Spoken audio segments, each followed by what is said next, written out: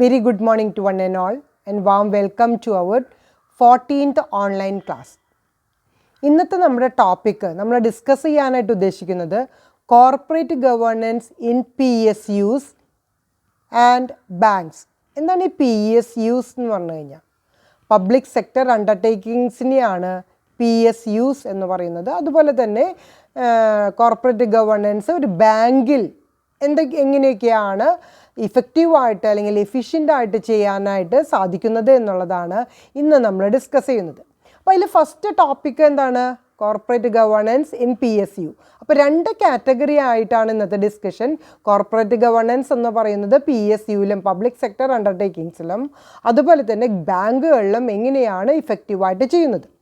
Corporate governance or the governance is the process of decision making and the process by which decisions are implemented or not implemented involving multiple stakeholders.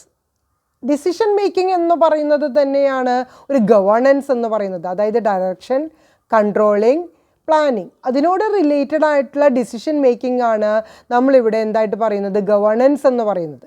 അപ്പോൾ ഈ ഗവേണൻസിലെ decision making എന്ന് പറയുന്നത് implement ചെയ്യുന്ന കാര്യങ്ങളും അതുപോലെ തന്നെ എന്തൊക്കെയാണ് implement ചെയ്യാതിരിക്കേണ്ടത് എന്നതിനെക്കുറിച്ചുള്ള ഒരു ഡിസിഷൻ മേക്കിംഗ് ആണ് നമ്മൾ ഗവേണൻസ് എന്ന് പറയുന്നതിൽ എടുക്കേണ്ടത്. അതുപോലെ തന്നെ അത് എന്തിനെ റിലേറ്റഡ് ആണ്? ഒരു സ്റ്റേക്ക് ഹോൾഡേഴ്സിൻ്റെ എയിം, ഇൻട്രസ്റ്റ് എന്ന് പറയുന്നതിനെ റിലേറ്റഡ് ആയിട്ടുള്ള ഡിസിഷൻ മേക്കിംഗ് ആണ് ഈ ഗവേണൻസ് എന്ന് പറയുന്നതിൽ എടുക്കുന്നത്. Good governance is one which is accountable, transparent, responsive, equitable and inclusive, effective and efficient. ഒരു കോർപ്പറേറ്റ് ഗവേണൻസ് എന്ന് പറയുന്നതിൻ്റെ അഡ്വാൻറ്റേജസ് നമ്മൾ ഫസ്റ്റ് സെഷനിൽ പഠിച്ചിട്ടുള്ളതാണ്. അതായത് ഫസ്റ്റ് മോഡ്യൂളിൽ എന്തൊക്കെയാണ് അതിൻ്റെ സ്കോപ്പ്, ഒബ്ജക്റ്റീവ്സ്, അഡ്വാൻറ്റേജസ്, ഡിസഡ്വാൻറ്റേജസ് എല്ലാം പഠിച്ചിട്ടുണ്ട്. അപ്പോൾ അതിനൊന്ന് സമ്മറൈസ് ചെയ്ത് നമ്മൾ പറയുകയാണ് എന്താണ് ഒരു ഗുഡ് ഗവേണൻസിന് വേണ്ടതായിട്ടുള്ള ക്വാളിറ്റീസ്. അക്കൗണ്ടബിൾ ആകണം, അതുപോലെ തന്നെ സുതാര്യമായിരിക്കണം, ട്രാൻസ്പെറൻ്റ് ആയിരിക്കണം, റെസ്പോൺസീവ് ആയിരിക്കണം, ഇക്വിറ്റബിൾ ആയിരിക്കണം, inclusive, the effective and efficiency of the corporate. അപ്പോൾ ഒരു കോർപ്പറേറ്റ് എന്ന് പറയുന്നത് എങ്ങനെയൊക്കെയാണ് അത് അക്കൗണ്ടബിൾ ആകുന്നത്? അതിലുള്ള ഫാക്ടേഴ്സ്, പോളിസീസ് ആയിരിക്കാം, പ്രിൻസിപ്പിൾ ആയിരിക്കാം, അതെങ്ങനെയുള്ളതായിരിക്കണം? ട്രാൻസ്പെറൻ്റ് ആയിരിക്കണം. അതോടൊപ്പം തന്നെ അത് റെസ്പോൺസിബിൾ ആയിരിക്കണം, റെസ്പോൺസീവ് ആയിരിക്കണം, ഇക്വിറ്റബിൾ ആയിരിക്കണം, ഇൻക്ലൂസീവ് ആയിരിക്കണം, ഒരിക്കലും എക്സ്ക്ലൂഡിങ് ആവാനായിട്ട് പാടില്ല, ഇഫക്റ്റീവ് ആയിരിക്കണം, എഫിഷ്യൻ്റ് ആയിരിക്കണം. ഇത്രയും ക്വാളിറ്റീസ് കീപ്പ് ചെയ്ത് കഴിഞ്ഞാൽ മാത്രമേ ഒരു ഗുഡ് ഗവേണൻസ് എന്ന് നമുക്ക് പറയാനായിട്ട് സാധിക്കുള്ളൂ. More and more investors across the world approach equity markets four investment. ഇപ്പോൾ നമ്മുടെ ഫിനാൻഷ്യൽ മാർക്കറ്റ് എന്ന് പറയുന്നത് അവിടെ വളരെയധികം ഇൻവെസ്റ്റേഴ്സ് അവർക്ക് കൂടുതലായിട്ട് ആ ക്യാപിറ്റൽ മാർക്കറ്റിനെ കുറിച്ച് അതുപോലെ തന്നെ ഫിനാൻഷ്യൽ മാർക്കറ്റിനെ കുറിച്ച് ഒരു അവെയർനെസ് വളരെയധികം ലഭിച്ചിട്ടുള്ള ഒരു കാലഘട്ടമാണ്. അതുകൊണ്ട് തന്നെ ഇൻവെസ്റ്റേഴ്സ് എന്ന് പറയുന്നത് ഒരു വേൾഡ് അപ്രോച്ച് തന്നെയാണ് ഇവിടെ വരുന്നത്. അതായത് ഓൾ വേൾഡിലുള്ള ഇൻവെസ്റ്റേഴ്സ് നമ്മുടെ ഫിനാൻഷ്യൽ മാർക്കറ്റിൽ അല്ലെങ്കിൽ ക്യാപിറ്റൽ മാർക്കറ്റിൽ ഇൻവോൾവ്ഡ് ആണ്. The arrival of fund into the stock market from various sources has increased the need for the regulators to protect investor interest. അപ്പോൾ ഇൻവെസ്റ്റേഴ്സിൻ്റെ വോളിയം എന്ന് പറയുന്നത് കൂടുന്നതിനനുസരിച്ച് കൊണ്ട് ഫണ്ടിൻ്റെ ഇൻഫ്ലോ ആൻഡ് ഔട്ട്ഫ്ലോ എന്ന് പറയുന്നതും കൂടുന്നുണ്ട്. അതായത് സോഴ്സസ് ഓഫ് ഫണ്ട് എന്ന് പറയുന്നത് വളരെയധികം കൂടിയത് കൊണ്ട് നമ്മൾ എന്ത് ചെയ്യണം? കൂടുതലായിട്ടുള്ള ഇൻഫ്ലോ വരുമ്പോൾ നമ്മൾ ശ്രദ്ധിക്കേണ്ടത് അതിൻ്റെ കൺട്രോളിംഗ് ആണ്. അപ്പോൾ ഇവിടെ റെഗുലേറ്റേഴ്സ് എന്ന് പറയുന്നത് ഇഫക്റ്റീവായിട്ട് തന്നെ മോണിറ്റർ ചെയ്യുകയും ക്ലീൻ ആയിട്ടുള്ള ഗൈഡ് ലൈൻസ് ഇംപ്ലിമെൻറ്റ് ചെയ്യുകയും അല്ലെങ്കിൽ കംപ്ലൈ ചെയ്യുമ്പോഴാണ് ഓരോ സ്റ്റേക്ക് ഹോൾഡേഴ്സിൻ്റെയും ഇൻട്രസ്റ്റ് എന്ന് പറയുന്നത് പ്രൊട്ടക്റ്റ് ചെയ്യാനും സെക്യൂർ ചെയ്യാനായിട്ട് സാധിക്കുള്ളൂ. Therefore, using investors' fund cautiously and in conformity with the global best practices is a challenging task which enforces pressure on regulators to innovate better ways and means. അപ്പോൾ ഇത് regulate ചെയ്യാനായിട്ട് അതുപോലെ തന്നെ ആ ഇൻവെസ്റ്റേഴ്സിൻ്റെ volume കൂടുന്നതിനനുസരിച്ച് കൊണ്ട് ആ ഫണ്ടിൻ്റെ യൂട്ടിലൈസേഷൻ അത് വളരെയധികം റിസ്ക് എന്ന് പറയുന്നത് എങ്ങനെയാണ്? ചാലഞ്ചിങ് ആയിട്ടാണ് നിൽക്കുന്നത്. അപ്പോൾ ചാലഞ്ചിങ് ആയിട്ടുള്ള റിസ്ക് ഫേസ് ചെയ്യണമെങ്കിൽ ചാലഞ്ചിങ് ആയിട്ടുള്ള ടാസ്ക് ആയിരിക്കണം നമ്മൾ ഈ മോണിറ്ററൈസേഷനും അതുപോലെ തന്നെ റെഗുലേഷനും നമ്മൾ ഉപയോഗിക്കേണ്ടത്. അപ്പോൾ ഈ ഫണ്ട് ഇൻവെസ്റ്റേഴ്സിൻ്റെ ഫണ്ട് അത് global use global best practice എന്ന് പറയുന്നത് ഇംപ്ലിമെൻറ്റ് ചെയ്യണമെന്നുണ്ടെങ്കിൽ അതിൻ്റെ റെഗുലേഷൻ എന്ന് പറയുന്നത് എങ്ങനെയുള്ളതായിരിക്കണം? ഇഫക്റ്റീവായിട്ടുള്ള മെത്തേഡ്സ് ആയിരിക്കണം, അല്ലെങ്കിൽ ടാസ്കുകളായിരിക്കണം ഇവിടെ അപ്ലൈ ചെയ്യേണ്ടത്. In this context, corporate governance has to play a prominent role in regulating the conduct of the companies who raise funds through equity market. അപ്പോൾ ഇക്വിറ്റി മാർക്കറ്റിലൂടെ ഫണ്ടുകൾ റേസ് ചെയ്തിട്ടുള്ള കമ്പനികൾ, കോർപ്പറേറ്റ് അതോറിറ്റീസ്, കോർപ്പറേറ്റ് ഓർഗനൈസേഷൻസ് എന്താണ് ഇവിടെ govern ചെയ്യുന്നത്? to play a prominent role in regulating the conduct of the companies. ആ കമ്പനിയുടെ regulations എന്ന് പറയുന്നത്, അതിൻ്റെ കൺട്രോളിങ്ങിൻ്റെ റെഗുലേഷൻസ് എങ്ങനെയായിരിക്കണം? ഒരു പ്രൊമിനൻറ്റ് റോൾ തന്നെ ഉപയോഗിച്ചാൽ മാത്രമേ ആ ഗവേണൻസ് എന്ന് പറയുന്നത് ഇഫക്റ്റീവായിട്ടും അതുപോലെ തന്നെ എഫിഷ്യൻ്റ് ആയിട്ടും ചെയ്യാനായിട്ട് സാധിക്കുള്ളൂ.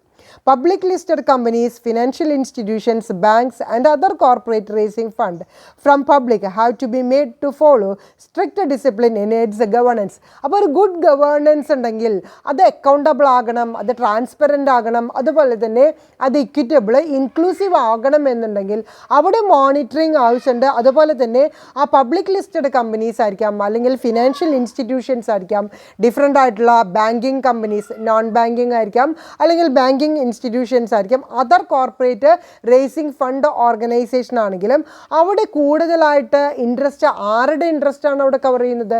പബ്ലിക് ഇൻട്രസ്റ്റ് ആണ് അവിടെ കവർ ചെയ്യുന്നത്.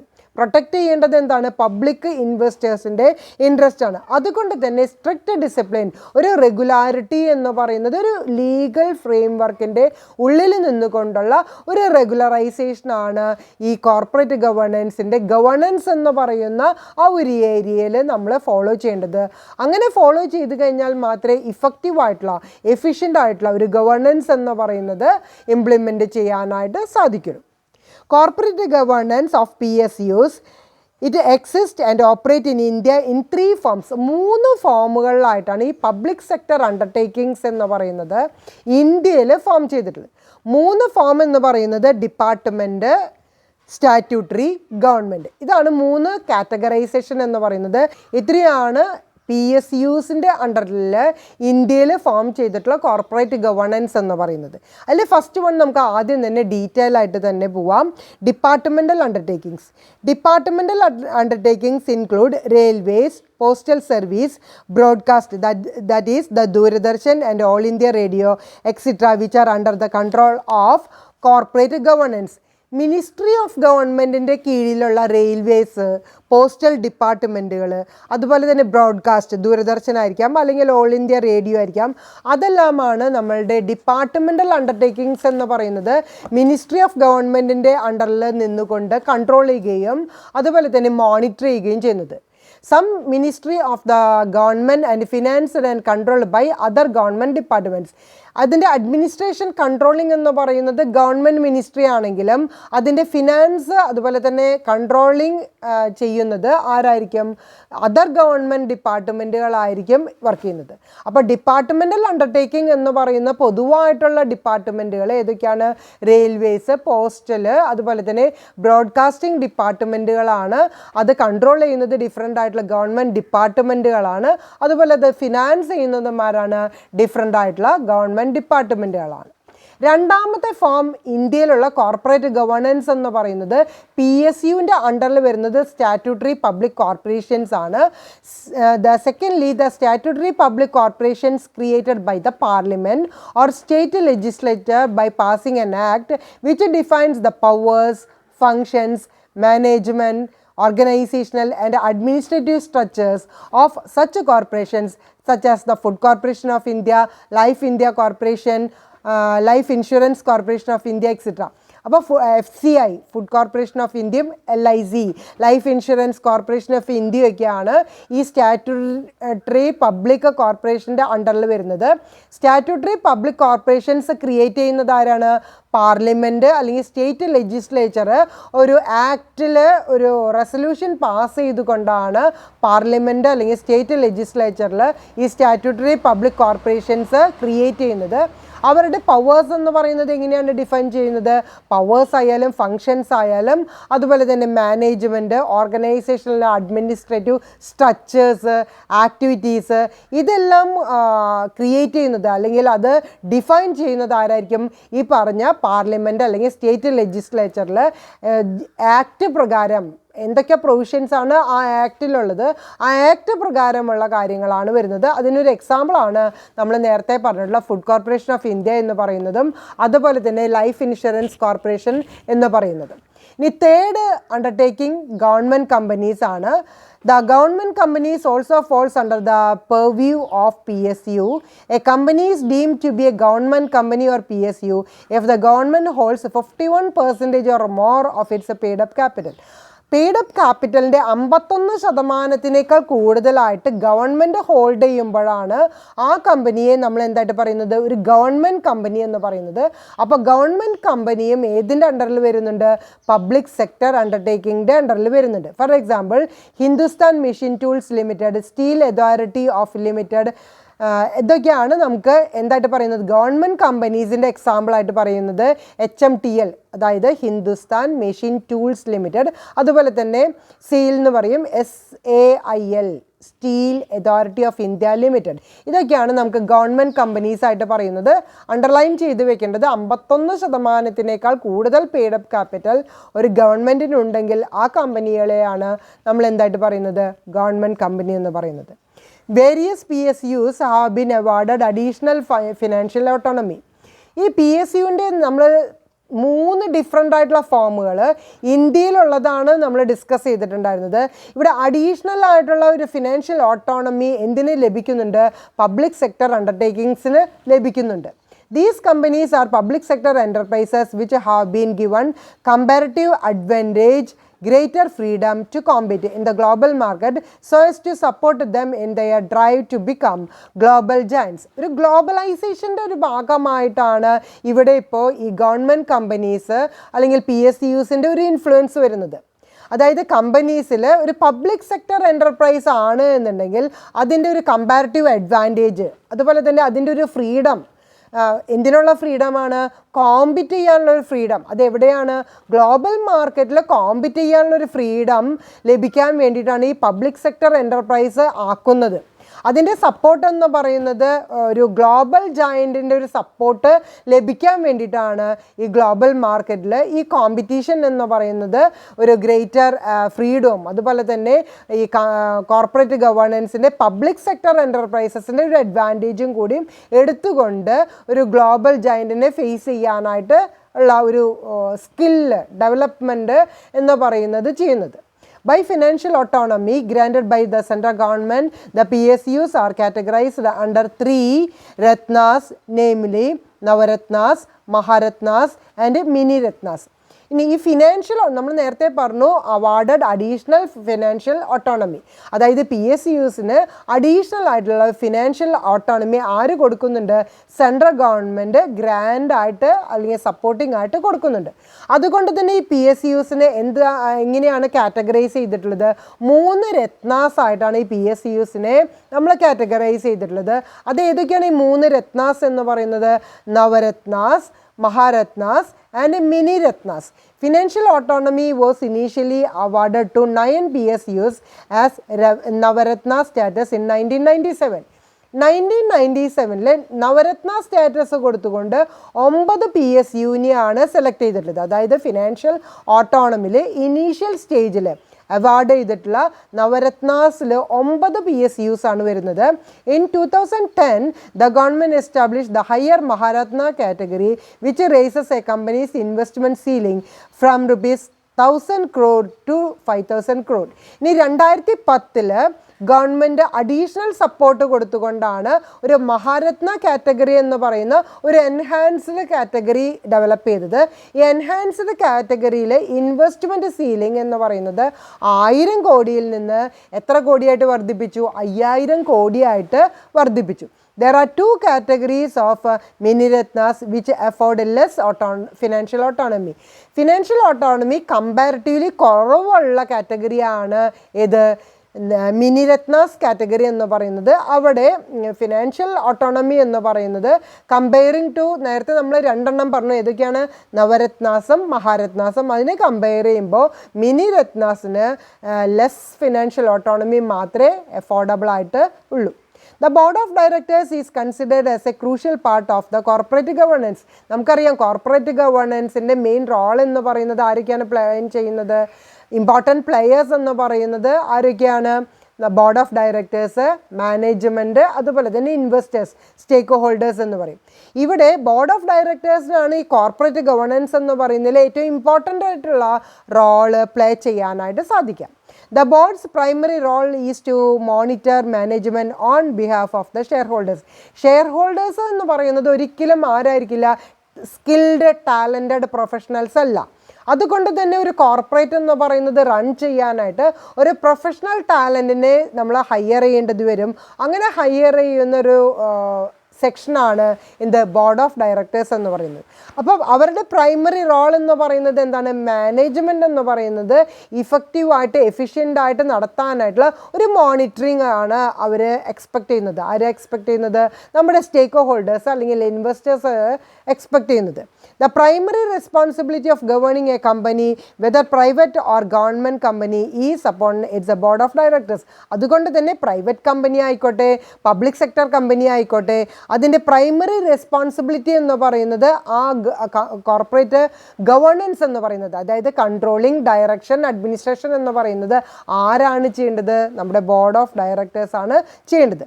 The board should function as follows. അതുകൊണ്ട് തന്നെ ഈ പ്രൈമറി റോള് പ്ലേ ചെയ്യുന്ന ബോർഡ് എന്ന് പറയുന്നത് അവരെങ്ങനെയാണ് ഈ കോർപ്പറേറ്റ് ഗവേണൻസ് എന്ന് പറയുന്നത് ചെയ്യേണ്ടത്? The board should meet regularly, keep its control over the company and monitor the executive management of the company. ഒരു കമ്പനിയുടെ എക്സിക്യൂട്ടീവ് എന്ന് പറയുന്നതിന് മോണിറ്റർ ചെയ്യുകയും അതുപോലെ തന്നെ ആ കമ്പനിയുടെ എല്ലാ പ്രവർത്തനങ്ങളെയും കൺട്രോൾ ചെയ്യുകയും റെഗുലറായിട്ട് വരുന്ന FIRsനെ മീറ്റ് ചെയ്യുകയും ചെയ്യുക എന്ന് പറയുന്നതാണ് പ്രൈമറി ഒബ്ജക്റ്റീവ് ആരുടെ? നമ്മുടെ ബോർഡ് ഓഫ് ഡയറക്ടേഴ്സിൻ്റെ. The board of directors should steer discussions properly in the meetings with regard to the affairs of the company. അപ്പോൾ റെഗുലർ ആയിട്ടുള്ള FIRsനെ കുറിച്ച് കറക്റ്റായിട്ടുള്ള ഐഡൻറ്റിഫിക്കേഷനും സ്ക്രൂട്ടിനൈസേഷനും ആരായിരിക്കും ചെയ്തിട്ടുണ്ടായിരിക്കുക? നമ്മുടെ ബോർഡ് ഓഫ് ഡയറക്ടേഴ്സ് ചെയ്തിട്ടുണ്ടായിരിക്കും. അതുകൊണ്ട് തന്നെ ആ ഒരു FIRsനെ കുറിച്ച്, ഡെയിലി ആയി നടക്കുന്ന FIRsനെ കുറിച്ച് ഒരു മീറ്റിങ്ങിൽ ഡിസ്കസ് ചെയ്യാനായിട്ട് ആരായിരിക്കും ഏബിളായിരിക്കുക? ഈ ബോർഡ് ഓഫ് ഡയറക്ടേഴ്സ് തന്നെയായിരിക്കും ഏബിളായിട്ട് പ്രവർത്തിക്കാനായിട്ട് സാധിക്കാം. The board of directors has responsibility in the matter of employment and dismissal of the chief executive officer. അപ്പോൾ ചീഫ് എക്സിക്യൂട്ടീവ് ഓഫീസറുടെ ഒരു ഡിസ്മിസലും അതോടൊപ്പം തന്നെ ഒരു എംപ്ലോയ്മെൻറ്റിൻ്റെ ഒരു കപ്പാസിറ്റിയിൽ അല്ലെങ്കിൽ ഒരു കാറ്റഗറിയിൽ നിന്നുകൊണ്ട് ബോർഡ് ഓഫ് ഡയറക്ടേഴ്സിന് അവർക്ക് അസൈൻ ചെയ്തിട്ടുള്ള ഡ്യൂട്ടീസ്, റെസ്പോൺസിബിലിറ്റീസ് എന്ന് പറയുന്നത് ചെയ്യേണ്ടതായിട്ടുള്ളൊരു ഉത്തരവാദിത്തം ആർക്കുണ്ട്? ബോർഡ് ഓഫ് ഡയറക്ടേഴ്സിന് ഉണ്ട്. The board of directors should provide guidance and supervise on the selection, evaluation, etc. of the senior management of the company. Senior managers എന്തൊക്കെയാണ് അവിടുത്തെ ഓപ്പറേഷൻ ആക്ടിവിറ്റീസ് ചെയ്യുന്നത്? അതിൽ വരുന്ന ട്രാൻസാക്ഷൻസ് എന്ന് പറയുന്നത്, സെലക്ഷൻ, ഇവാലുവേഷൻ എന്ന് പറയുന്നത് ആരാണ് ചെയ്യേണ്ടത്? ബോർഡ് ഓഫ് ഡയറക്ടേഴ്സ് ചെയ്യണം. അതോടൊപ്പം തന്നെ പ്രോപ്പർ ആയിട്ടുള്ള ഗൈഡ് ലൈൻസ് ആരാണ് ഇഷ്യൂ ചെയ്യേണ്ടത്? ഈ ബോർഡ് ഓഫ് ഡയറക്ടേഴ്സ് ഇഷ്യൂ ചെയ്യണം. അതുപോലെ തന്നെ ക്ലീൻ ആയിട്ടുള്ളൊരു സൂപ്പർവിഷനാണ് ആരിൽ നിന്ന് എക്സ്പെക്റ്റ് ചെയ്യുന്നത്? ബോർഡ് ഓഫ് ഡയറക്ടേഴ്സിൽ നിന്ന് എക്സ്പെക്റ്റ് ചെയ്യുന്നത്. The board should monitor the performance of the company in fulfillment of its business objectives, plans and strategies. The board also oversees to ascertain the proper management of the company. അപ്പോൾ board of ഡയറക്ടേഴ്സിനാണ് ഈ കറക്റ്റായിട്ടുള്ള ഈ management of the കമ്പനിയിലുള്ള ഓരോ ആക്ടിവിറ്റീസും identify ചെയ്യാനും അതുപോലെ തന്നെ recognise ചെയ്യാനും സാധിക്കുക. അതായത് ബോർഡ് ഓഫ് ഡയറക്ടേഴ്സിന് ഏതൊരു പ്രവർത്തനങ്ങളിലും ആക്സസ് ചെയ്യാനുള്ള ഒരു പവർ കൂടിയുള്ള ആൾക്കാരാണ് ബോർഡ് ഓഫ് ഡയറക്ടേഴ്സ്. അതുകൊണ്ട് തന്നെ ഒരു കമ്പനിയുടെ പെർഫോമൻസ് എന്ന് പറയുന്നത് മോണിറ്റർ ചെയ്യുക. ആ ബിസിനസ് ഒബ്ജക്റ്റീവ് എന്ന് പറയുന്നത് അച്ചീവ് ചെയ്യാനായിട്ടോ അല്ലെങ്കിൽ അതിൻ്റെ പെർഫോമൻസ് എന്ന് പറയുന്നത് ഇവാലുവേറ്റ് ചെയ്യാനായിട്ട് ആർക്കാണ് സാധിക്കുക? നമ്മുടെ ബോർഡ് ഓഫ് ഡയറക്ടേഴ്സ് ആണ് സാധിക്കുക. അതുപോലെ തന്നെ പ്ലാനുകൾ ഉണ്ടാക്കുക, സ്ട്രാറ്റജീസ് ഉണ്ടാക്കുക, പോളിസീസ് ഉണ്ടാക്കുക, പ്രൊസീജിയർ ഉണ്ടാക്കുക, ഈ എല്ലാ റെസ്പോൺസിബിലിറ്റിയും ആർക്കാണ്? നമ്മളുടെ ബോർഡ് ഓഫ് ഡയറക്ടേഴ്സിനാണുള്ളത്. The board also ensures compliance with the applicable laws, rules and regulations. അപ്പോൾ ഇങ്ങനെ പ്ലാനുകൾ, സ്ട്രാറ്റജികൾ, ഒരു ബിസിനസ്സിൻ്റെ ഒബ്ജക്റ്റീവ് ഒക്കെ ഡിസൈഡ് ചെയ്യുന്ന സമയത്ത് അവരെന്ത് ഫോളോ ചെയ്തിരിക്കണം? ഡിഫറെൻ്റ് ആയിട്ടുള്ള ലോസ്, അതുപോലെ തന്നെ റൂൾസ് ആൻഡ് റെഗുലേഷൻസ് എല്ലാതും ആര് ഫോളോ ചെയ്തിരിക്കണം? ഒരു ബോർഡ് ഓഫ് ഡയറക്ടേഴ്സ് ഫോളോ ചെയ്തിരിക്കണം. അപ്പോൾ ഇവിടെ നമ്മൾ പറഞ്ഞിട്ടുണ്ടായിരുന്നത് പബ്ലിക് സെക്ടർ അണ്ടർടേക്കിങ്സിൻ്റെ ഒരു കോർപ്പറേറ്റ് ഗവേണൻസ് എന്ന് പറയുന്നതാണ്. അപ്പോൾ ഒരു കോർപ്പറേറ്റ് ഗവേണൻസിൽ അതിലെ പ്രവർത്തനങ്ങൾ മൊത്തമായിട്ട് ആരാണ് സൂപ്പർവൈസ് ചെയ്യുന്നത്? ബോർഡ് ഓഫ് ഡയറക്ടേഴ്സ് ആണ്. അപ്പോൾ പബ്ലിക് സെക്ടർ കമ്പനി ആയാലും ഗവൺമെൻറ് കമ്പനി ആയാലും ഏറ്റവും പ്രൈമറി ആയിട്ടുള്ള ഒരു റോൾ ആരാണ് പ്ലേ ചെയ്യുന്നത്? ബോർഡ് ഓഫ് ഡയറക്ടേഴ്സ് ആണ്. അവരുടെ ഫംഗ്ഷൻ എന്ന് പറയുന്നത് നമ്മളൊരു 6 പോയിന്റ് ഡിസ്കസ് ചെയ്തിട്ടുണ്ടായിരുന്നു. എന്താണ് ആദ്യം പറഞ്ഞത്? ഒരു കമ്പനീനെ കൺട്രോൾ ചെയ്യണം, അതുപോലെ തന്നെ എക്സിക്യൂട്ടീവ് മാനേജ്മെൻറ്റിനെ മോണിറ്റർ ചെയ്യണം. രണ്ടാമത് പറഞ്ഞത് ഡിസ്കഷനുകൾ, അതായത് പ്രോപ്പറായിട്ട് മീറ്റിങ്ങുകൾ കണ്ടക്ട് ചെയ്യുമ്പോൾ അത് ഡെയിലി FIRs അല്ലെങ്കിൽ ഒരു കമ്പനിയുടെ FIRസിനെ കുറിച്ച് ഡിസ്കസ് ചെയ്യാനുള്ള പവർ ആർക്കാണുള്ളത്? ബോർഡ് ഓഫ് ഡയറക്ടേഴ്സിനുണ്ട്. അതുപോലെ തന്നെ എന്താണ് സ്റ്റേക്ക് ഹോൾഡേഴ്സ് അല്ലെങ്കിൽ ഇൻവെസ്റ്റേഴ്സ് കൊടുത്തിട്ടുള്ള റെസ്പോൺസിബിലിറ്റി, അതിൻ്റെ ഉള്ളിൽ നിന്നുകൊണ്ട് ആ എംപ്ലോയ്മെൻറ്റിൻ്റെ കപ്പാസിറ്റിയിൽ നിന്നുകൊണ്ട് പ്രവർത്തിക്കുകയും അതുപോലെ തന്നെ ചീഫ് എക്സിക്യൂട്ടീവ് ഓഫീസറിൻ്റെ ഒരു ഡിസ്മിസൽ എന്ന് പറയുന്നതും കൂടി പരിഗണിക്കേണ്ടത് ആർക്ക് ചെയ്യേണ്ടതാണ്? ബോർഡ് ഓഫ് ഡയറക്ടേഴ്സ് ചെയ്യേണ്ടതാണ്. Board of directors guide lines provide ചെയ്യണം. അതുപോലെ തന്നെ സെലക്ഷനിലായാലും ഇവാലുവേഷനിലായാലും ഒരു സൂപ്പർവിഷൻ ചെയ്യേണ്ടതുണ്ട്. മാനേജ്മെൻറ്റ് ഓഫ് ദ കമ്പനിയിൽ വരുന്ന സ്റ്റേറ്റ്മെൻറ്റ് റെഗുലർ ആയിട്ടുള്ള FIRs ആര് ഇവാലുവേറ്റ് ചെയ്യണം? ബോർഡ് ഓഫ് ഡയറക്ടേഴ്സ് ഇവാലുവേറ്റ് ചെയ്യണം. ഒരു കമ്പനിയുടെ പെർഫോമൻസ് എന്ന് പറയുന്നത് ആ കമ്പനിയുടെ ഒബ്ജക്റ്റീവ്സ് അച്ചീവ് ചെയ്യാനുള്ളത്, പ്ലാനുകൾ, സ്ട്രാറ്റജീസ്, ഇതിലെല്ലാ കാര്യത്തിലും ആരുടെ ഒരു ഇൻവോൾവ്മെൻറ്റ് ആവശ്യമുണ്ട്? ബോർഡ് ഓഫ് ഡയറക്ടേഴ്സിൻ്റെ സൂപ്പർവിഷനും അതുപോലെ തന്നെ ഒരു ഗൈഡ് ലൈൻസും ആവശ്യമുണ്ട്. അതോടൊപ്പം തന്നെ ഒരു മാനേജ്മെൻറ്റിൻ്റെ, ഒരു കമ്പനിയുടെ മാനേജ്മെൻറ്റിൻ്റെ പെർഫോമൻസ് അച്ചീവ് ചെയ്യാനായിട്ട് അവർക്ക് സാധിച്ചിട്ടുണ്ടോ എന്നുള്ളത് ചെയ്യേണ്ടത് ആരുടെ ഉത്തരവാദിത്തമാണ്? ബോർഡ് ഓഫ് ഡയറക്ടേഴ്സിൻ്റെ ഉത്തരവാദിത്തമാണ്. അതോടൊപ്പം തന്നെ ഡിഫറെൻ്റ് ആയിട്ടുള്ള ലോസ്, റൂൾസ് ആൻഡ് റെഗുലേഷൻസ് എന്ന് പറയുന്നത് കംപ്ലൈ ചെയ്യുന്നുണ്ടോ എന്ന് നോക്കേണ്ട ഉത്തരവാദിത്തമാർക്കാണ്? ബോർഡ് ഓഫ് ഡയറക്ടേഴ്സാണ്. The central public sector enterprises, that is CPSEs, have to comply with the corporate governance rules made from time to time by the Department of Public Enterprise under the Ministry of Heavy Industries, Public Enterprises, New Delhi. Public sector enterprises-inde ആ related ആയിട്ടുള്ള കാര്യങ്ങൾ, അതായത് PSUs ഒരു ബേസിസിൽ ഒരു corporate governance എന്ന് പറയുന്നത് central PSE ആണ്, central public sector enterprises ആണ് എന്നുണ്ടെങ്കിൽ അവർ കോർപ്പറേറ്റ് ഗവേണൻസിൻ്റെ റൂൾസ് ആൻഡ് റെഗുലേഷൻസ്, അതുപോലെ തന്നെ പീരിയോഡിക്കലായിട്ട് ചേഞ്ച് വരുന്ന ലോസ് എന്ന് പറയുന്നത് എന്ത് ചെയ്യണം? കംപ്ലൈ ചെയ്തിരിക്കണം. അതുപോലെ തന്നെ ഡിപ്പാർട്ട്മെൻറ്റ് ഓഫ് പബ്ലിക് എൻ്റർപ്രൈസസ് ആണ് പീരിയോഡിക്കലായിട്ട് ഈ റൂൾസ് ആൻഡ് റെഗുലേഷൻസ് എന്ന് പറയുന്നത് മാറ്റം വരുന്നത്. അപ്പോൾ അത് എന്തിൻ്റെ റെക്കമെൻഡേഷനോട് കൂടിയിട്ടാണ്? Ministry of heavy industries and public എൻ്റർപ്രൈസസിൻ്റെ ഒരു ഡയറക്ഷൻ പ്രകാരമാണ് ഈ ഡിപ്പാർട്ട്മെൻറ്റ് ഓഫ് പബ്ലിക് എൻ്റർപ്രൈസ് എന്ന് പറയുന്നത് റൂൾസ് ആൻഡ് റെഗുലേഷൻസ് ഫോളോ ചെയ്യേണ്ടത്, മാറ്റം വരുത്തുന്നത്. അതുകൊണ്ട് ആ മാറ്റത്തിനനുസരിച്ച് കൊണ്ടുള്ള ഒരു ഗൈഡ് ലൈൻസാണ് ആര് പ്രൊവൈഡ് ചെയ്യേണ്ടത്? നമ്മളുടെ central public sector enterprises comply ചെയ്യേണ്ടത്. By releasing guidelines on corporate governance, the government has shown a strong inclination to improve the corporate governance standards in India. അപ്പോൾ ഈ വരുന്ന പീരിയോഡിക്കലായിട്ടുള്ള മാറ്റങ്ങൾ ministry of heavy industries and public enterprise ചെയ്യുമ്പോൾ അതോടൊപ്പം തന്നെ corporate ഗവേണൻസിലുള്ള guide ലൈൻസും മാറ്റം വരുത്തുകയും അത് റിലീസ് ചെയ്യുകയും വേണം. എന്നാൽ മാത്രമേ അതിൻ്റെ ഒരു ഇഫക്റ്റീവ്നെസ് അല്ലെങ്കിൽ എഫിഷ്യൻസി എന്ന് പറയുന്നത് മെയിൻറ്റെയിൻ ചെയ്യാനായിട്ട് സാധിക്കുള്ളൂ. അതുപോലെ തന്നെ government has shown a strong inclination to improve the corporate governance standards in India. അതുകൊണ്ട് തന്നെ ഫോഴ്സ്ഫുള്ളി ഗവൺമെൻറ് എന്ത് ചെയ്യേണ്ടതായിട്ട് വരും? ആ കോർപ്പറേറ്റ് ഗവേണൻസിൻ്റെ സ്റ്റാൻഡേർഡ് എന്ന് പറയുന്നത് അപ്ഡേറ്റ് ചെയ്യേണ്ടതായിട്ട് വരും.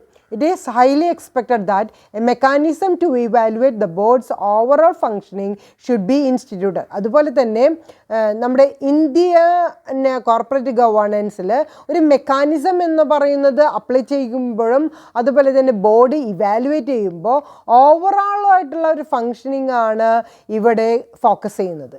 അപ്പോൾ ഓവറോൾ ഫങ്ഷനിങ് എങ്ങനെയുണ്ടോ അതിനെ ബേസ് ചെയ്തുകൊണ്ടായിരിക്കും ഒരു ഇവാലുവേഷൻ എന്ന് പറയുന്നത് നടത്തുന്നത്. An effective corporate governance system should provide mechanism for regulating directors' duties in order to restrain from abusing their powers to ensure that they act in the best interest of the company in its board. കമ്പനിയുടെ board of directors ആ കമ്പനിയുടെ ഒരു ഇൻട്രസ്റ്റിനെ protect ചെയ്തുകൊണ്ട് തന്നെ അതിൻ്റെ ഉള്ളിൽ നിന്നുകൊണ്ട് മാത്രമേ ആർക്ക് പ്രവർത്തിക്കാനായിട്ട് സാധിക്കുള്ളൂ, ബോർഡ് ഓഫ് ഡയറക്ടേഴ്സിന് വർക്ക് ചെയ്യാനായിട്ട് സാധിക്കുള്ളൂ. അപ്പോൾ ഒരു കോർപ്പറേറ്റ് ഗവേണൻസിൻ്റെ ഇഫക്റ്റീവ് എന്ന് പറയുന്നത് ഏതൊരു സിസ്റ്റത്തിനെ ബേസ് ചെയ്തുകൊണ്ടായിരിക്കും. മെക്കാനിസം എന്ന് പറയുന്നത് ഡയറക്ടേഴ്സിൻ്റെ ഡ്യൂട്ടീസിൽ എങ്ങനെയാണ് റെഗുലേറ്റ് ചെയ്യുന്നത് അതിനെ ബേസ് ചെയ്തുകൊണ്ടാണ് ഈ മെക്കാനിസം എന്ന് പറയുന്ന പ്രൊവിഷൻ അവിടെ നടപ്പിലാക്കാനായിട്ട് സാധിക്കുന്നത്.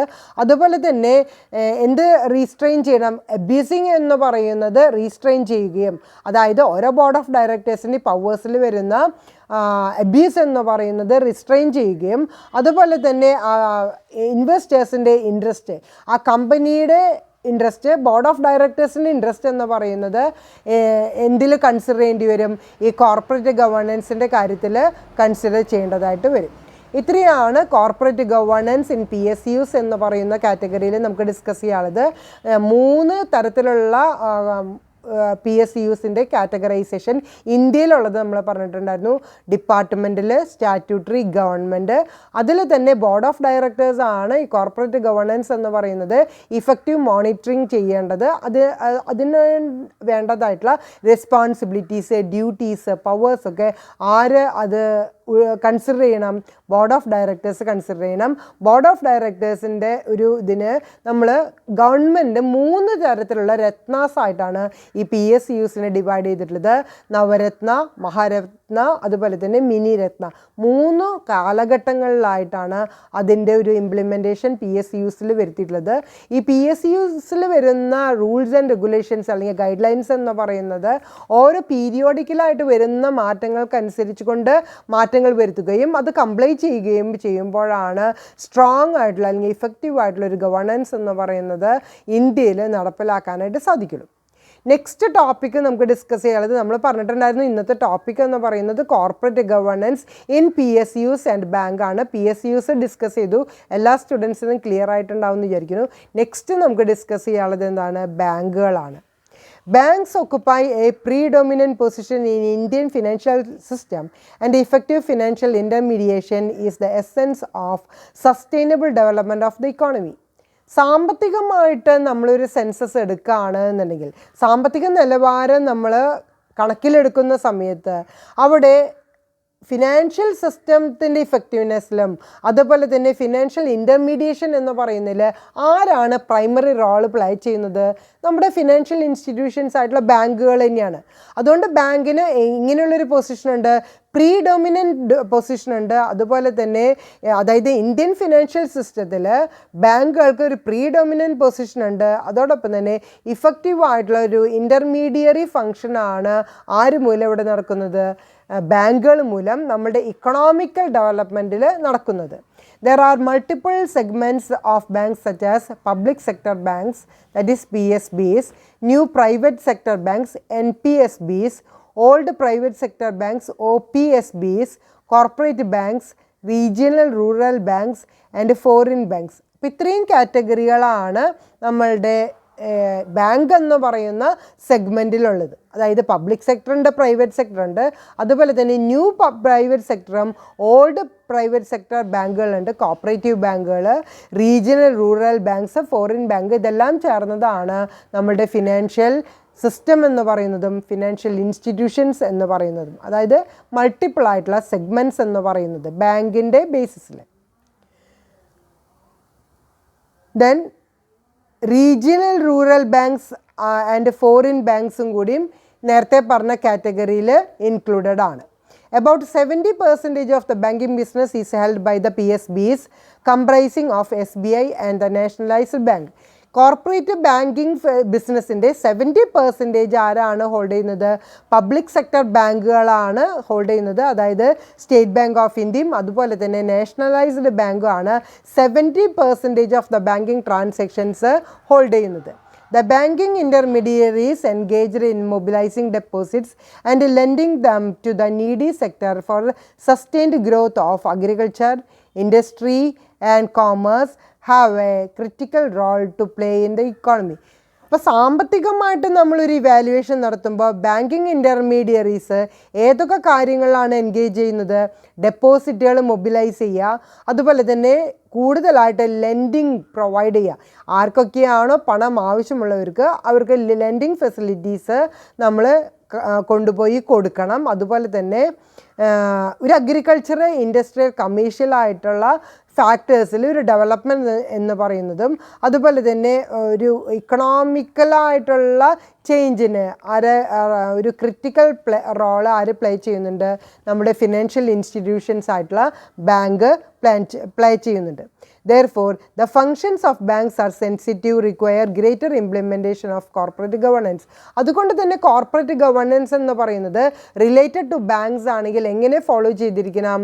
അത് വളരെയധികം ലീഗലായിട്ട് ഫോളോ ചെയ്യുന്ന വിധത്തിൽ, കംപ്ലൈ ചെയ്യുന്ന വിധത്തിൽ, അതോടൊപ്പം തന്നെ അതിൽ പറയുന്ന റൂൾസ് ആൻഡ് റെഗുലേഷൻസ് എന്ന് പറയുന്നത് ഫോളോ ചെയ്യത്തക്ക വിധത്തിലാണ് ഒരു കോർപ്പറേറ്റ് ഗവേണൻസ് എവിടെ നടപ്പിലാക്കേണ്ടത്? ഫിനാൻഷ്യൽ ഇൻസ്റ്റിറ്റ്യൂഷൻ ആയിട്ടുള്ള ബാങ്കുകളിൽ നടപ്പിലാക്കേണ്ടത്. According to Sri Kumar Mangalam Birla, fundamental objective of corporate governance is the enhancement of the long-term shareholder value while at the same time protecting the interest of the other stakeholders. ഭൂരിഭാഗമുള്ള shareholder അല്ലെങ്കിൽ സ്റ്റേക്ക് holder എന്ന് പറയുന്നത് long term ആണെങ്കിൽ അവരുടെ interest enhance ചെയ്യുകയും അതുപോലെ ബാക്കിയുള്ള minority section, അതായത് നമ്മൾ പറഞ്ഞ മേജർ സെക്ഷൻ അല്ല, ബാക്കി വരുന്ന ഒരു മൈനോറിറ്റി സെക്ഷൻ ഇൻവെസ്റ്റേഴ്സിൻ്റെ ഇൻട്രസ്റ്റ് പ്രൊട്ടക്റ്റ് ചെയ്യുകയും വേണം. അപ്പോൾ കുമാർ മംഗലം ബിർള പറയുന്നത് ഫണ്ടമെൻ്റൽ ഒബ്ജക്റ്റീവ് എന്ന് പറയുന്നത് ഒരു കോർപ്പറേറ്റ് ഗവേണൻസിൻ്റെ ലോങ് ടേം ഷെയർ ഹോൾഡേഴ്സിനെ എൻഹാൻസ് ചെയ്യുകയും മറ്റുള്ള ഷെയർ ഹോൾഡേഴ്സിനെ പ്രൊട്ടക്റ്റ് ചെയ്യുകയും ചെയ്യുക എന്ന് പറയുന്നതാണ്. Various definitions of corporate governance clearly point out the significant role of corporate governance. നമ്മൾ പറഞ്ഞു കോർപ്പറേറ്റ് ഗവേണൻസ് എന്ന് പറയുന്നത് ഇഫക്റ്റീവായിട്ട് ഓരോ കോർപ്പറേറ്റ് എൻ്റർപ്രൈസസിലും നടത്തിയാൽ മാത്രമേ ഈ സെബിയുടെ ഗൈഡ് ലൈൻസ് എന്ന് പറയുന്നത് നമുക്ക് ഫോളോ ചെയ്യാനായിട്ട് സാധിക്കുള്ളൂ. അതുകൊണ്ട് തന്നെയാണ് ക്യാപിറ്റൽ മാർക്കറ്റ് എന്ന് പറയുന്നത് അല്ലെങ്കിൽ ഫിനാൻഷ്യൽ മാർക്കറ്റ് എന്ന് പറയുന്നത് ഇഫക്റ്റീവായിട്ട് അഡ്മിനിസ്റ്റർ ചെയ്യാനും മാനേജ് ചെയ്യാനും സാധിക്കുള്ളൂ. അപ്പോൾ ഒരു കോർപ്പറേറ്റ് ഗവേണൻസ് എന്ന് പറയുന്നതിൻ്റെ ഒരു ഇംപ്ലിമെൻറ്റേഷൻ എല്ലാ ഓർഗനൈസേഷനിലും എസ്പെഷ്യലി ലിസ്റ്റഡ് കമ്പനികളിൽ ഉണ്ടായിരിക്കണം. അതുകൊണ്ട് തന്നെ കോർപ്പറേറ്റ് ഗവേണൻസിൻ്റെ ഒരു സിഗ്നിഫിക്കൻസ് അറിയാനുള്ള പല വിധത്തിലുള്ള കോൺട്രിബ്യൂട്ടേഴ്സിൻ്റെ ഡെഫിനിഷൻ ഇവിടെ വരുന്നുണ്ട്. ഇപ്പം നമ്മൾ നേരത്തെ ഡിസ്കസ് ചെയ്തത് ശ്രീകുമാർ മംഗലം ബിർളയുടെ ഒരു ചെറിയൊരു ഡെഫിനിഷനാണ്. അവിടെയും പറയുന്നത് ലോങ് ടേം ഷെയർ ഹോൾഡേഴ്സിനെ എൻഹാൻസ് ചെയ്യണം, അവരെ നിലനിർത്താൻ നോക്കണം. അതോടൊപ്പം തന്നെ ഷോർട്ട് ടേം ഇൻവെസ്റ്റേഴ്സ് ഉണ്ടെങ്കിൽ അവരുടെ ഇൻട്രസ്റ്റും കൂടി പ്രൊട്ടക്റ്റ് ചെയ്യണം. എന്നാലേ സ്പെക്കുലേഷൻ എന്ന് പറയുന്നത് അവിടെ നടപ്പിലാക്കാനായിട്ട് സാധിക്കുള്ളൂ. ഓക്കെ, അപ്പോൾ കോർപ്പറേറ്റ് ഗവേണൻസ് എന്ന് പറയുന്നതിന് ഒരു സിഗ്നിഫിക്കൻറ്റ് റോള് തന്നെ എന്തിലുണ്ട്? ഫിനാൻഷ്യൽ മാർക്കറ്റ് അല്ലെങ്കിൽ ക്യാപിറ്റൽ മാർക്കറ്റിൽ ഉണ്ട് എന്നുള്ളതാണ്. If the corporate governance is implemented effectively in banks it will have impact on the overall health of the banking system. അപ്പോൾ ഈ ഫിനാൻഷ്യൽ സപ്പോർട്ട് കൊടുക്കുന്നത് ആരാണ്? ഈ ഫിനാൻഷ്യൽ ഇൻസ്റ്റിറ്റ്യൂഷൻസ് ആയിട്ടുള്ള ബാങ്കുകളാണ്. അതുകൊണ്ട് കോർപ്പറേറ്റ് ഗവേണൻസ് എന്ന് പറയുന്നത് ഇഫക്റ്റീവായിട്ട് നമ്മൾ ആദ്യം എവിടെ നടപ്പിലാക്കണം?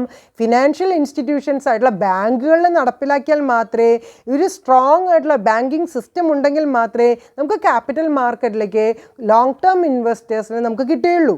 This ultimately will be reflected in the form of rise in business level, profitability ratios, dividends paid, market capitalization, earnings per share, net worth and the book value of the shares and so on. അപ്പം നേരത്തെ പറഞ്ഞ qualities, ഇപ്പം ഞാൻ വായിച്ച ക്വാളിറ്റീസൊക്കെ എന്തിനെ ഇൻഡയറക്റ്റായിട്ട് effect ചെയ്യുന്നതാണ്? ഷെയർ പ്രൈസിനെ എഫക്റ്റ് ചെയ്യുന്നതാണ്. അപ്പോൾ ഷെയറിൻ്റെ value of the shares increase ചെയ്താൽ മാത്രമേ നമുക്ക് അട്രാക്ട് ചെയ്യാനായിട്ട് സാധിക്കുള്ളൂ? ഇൻവെസ്റ്റേഴ്സിനെ അട്രാക്ട് ചെയ്യാനായിട്ട് സാധിക്കുള്ളൂ. അതുകൊണ്ട് തന്നെ ഈ ബാങ്കുകളിൽ കോർപ്പറേറ്റ് ഗവർണൻസ് എന്ന് പറയുന്നത് ഇഫക്റ്റീവായിട്ട് അല്ലെങ്കിൽ എഫിഷ്യൻ്റായിട്ട് ചെയ്തു കഴിഞ്ഞാൽ അത് എവിടെയാണ് റിഫ്ലക്റ്റ് ചെയ്യുന്നത്? ബിസിനസ്സിൻ്റെ ഫോമുലേഷൻ എന്ന് പറയുന്ന ലെവലുകളിൽ, പെർഫോമൻസിൻ്റെ ലെവലുകളിൽ, അതുപോലെ തന്നെ പ്രോഫിറ്റബിലിറ്റിയുടെ റേഷ്യോസിൽ, ഡിവിഡൻസ് എത്ര റേറ്റ് ഓഫ് ഡിവിഡൻഡ് എന്ന് പറയുന്നത് അത് എത്രയാണ് കൊടുക്കുന്നത്, മാർക്കറ്റ് ക്യാപിറ്റലൈസേഷൻ, ഒരു ഷെയറുമേ എത്ര രൂപയാണ് നമ്മുടെ നോർമൽ റേറ്റ് ഓഫ് റിട്ടേൺ എന്ന് പറയുന്നത്, അതുപോലെ തന്നെ net worth, book value of the shares, ഇതിനൊക്കെ ഈ ബാങ്കിൻ്റെ കോർപ്പറേറ്റ് ഗവർണൻസ് എന്ന് പറയുന്നത് ഏത് ലെവലിലാണ് പെർഫോം ചെയ്യുന്നത് അത് റിഫ്ലക്റ്റ് ചെയ്യുന്ന ഏരിയകളാണ്. ക്ലിയർ ആയില്ലേ? The expression of interest of foreign banks to expand operation in India, their strategic move to join collaborations, joint ventures, etc. with the Indian financial entities are also an indication of soundness of stable governance policies. അപ്പോൾ stable ആയിട്ടുള്ള ഒരു governance policies നമുക്ക് implement ചെയ്യാനായിട്ട് സാധിക്കണമെന്നുണ്ടെങ്കിൽ അവിടെ ഫോറിനേഴ്സിൻ്റെ ഒരു inflow തന്നെ ഉണ്ടായിരിക്കണം. അതിനുവേണ്ടി നമ്മളെ സഹായിക്കുന്നതാണ് നമ്മുടെ ബാങ്കിങ് ഇൻസ്റ്റിറ്റ്യൂഷൻസ് എന്ന് പറയുന്നത്. അതായത് ഫോറിൻ ബാങ്കുകളുടെ ഇൻട്രസ്റ്റിൽ ഒരു എക്സ്പാൻഷൻ നമുക്ക് നടത്താനായിട്ട് സാധിച്ചാൽ മാത്രമേ ഇന്ത്യയുടെ ക്യാപിറ്റൽ മാർക്കറ്റിലും അതുപോലെ തന്നെ ഇന്ത്യയിലുള്ള ബാങ്കിങ് ഓപ്പറേഷനിലും ഒരു ചേഞ്ച് എന്ന് പറയുന്നത് ഫിനാൻഷ്യലി നമുക്ക് നടപ്പിലാക്കാനായിട്ട് സാധിക്കുള്ളൂ. അത് സ്ട്രാറ്റജിക് ആയിട്ടുള്ളൊരു മൂവ്മെൻറ്റ് എന്തിലൊക്കെ വരുത്താനായിട്ട് സാധിക്കും? ജോയിൻറ്റ് കൊളാബറേഷനിൽ, അതുപോലെ തന്നെ ജോയിൻറ്റ് വെഞ്ചേഴ്സിൽ നമുക്ക് നടത്താനായിട്ട് സാധിക്കും. അത് ഫിനാൻഷ്യൽ എൻറ്റിറ്റീസിനെ വളരെയധികം ഒരു സ്ട്രാറ്റജിക് ആയിട്ടുള്ള ഗവർണൻസ് പോളിസീസ് ഇംപ്ലിമെൻ്റ് ചെയ്യാനായിട്ട് നമുക്ക് ഏത് ത്രൂ സാധിക്കും? ഈ ബാങ്കുകൾ വഴിയായിട്ട് നമുക്ക് സാധിക്കുമെന്നുള്ളതാണ്. The economic reforms adopted since 1991 have marked a great change in the operation of Indian banks from government control to market. അപ്പോൾ ഗവൺമെൻറ് കൺട്രോളിൽ നിന്ന് മാർക്കറ്റിലേക്ക് മാറ്റം വന്നത് എന്ന് തുടങ്ങിയിട്ടാണ് 1991 മുതലാണ് ഗ്ലോബലൈസേഷൻ വരുന്നതോടുകൂടി വളരെയധികം ചേഞ്ച് ഇന്ത്യൻ ബാങ്കുകളുടെ ഓപ്പറേഷനിൽ തന്നെ വളരെയധികം ചേഞ്ച് നമുക്ക് ഇക്കണോമിക്കലായിട്ട് നടത്താനായിട്ട് സാധിച്ചിട്ടുണ്ട്. അപ്പോൾ 1991 വരെയുള്ളതും അതിന് ശേഷമുള്ളതും വളരെ ഒരു ഓപ്പറേഷനിൽ തന്നെ വളരെ ഒരു മാറ്റമാണ് വന്നുള്ളത്. അതായത് ഇക്കണോമിക് റീഫോംസിൻ്റെ ഒരു ബേസിസിൽ ആണ് 1991 ഒരു ചേഞ്ച് വന്നിട്ടുള്ളത്. അതുകൊണ്ട് തന്നെ banks from government control to market, ബാങ്കുകളുടെ ഗവൺമെൻറ് കൺട്രോളിനെ മാറ്റിയിട്ട് ഒരു ക്യാപിറ്റൽ മാർക്കറ്റിൻ്റെ കൺട്രോളിലേക്ക് അതിനെ മാറ്റിയെടുക്കാനായിട്ട് സാധിച്ചിട്ടുണ്ട്. So competition has been increased with the permission to start a new private banks and by giving more power and flexibility to bank managers both in directing credit and in setting prices.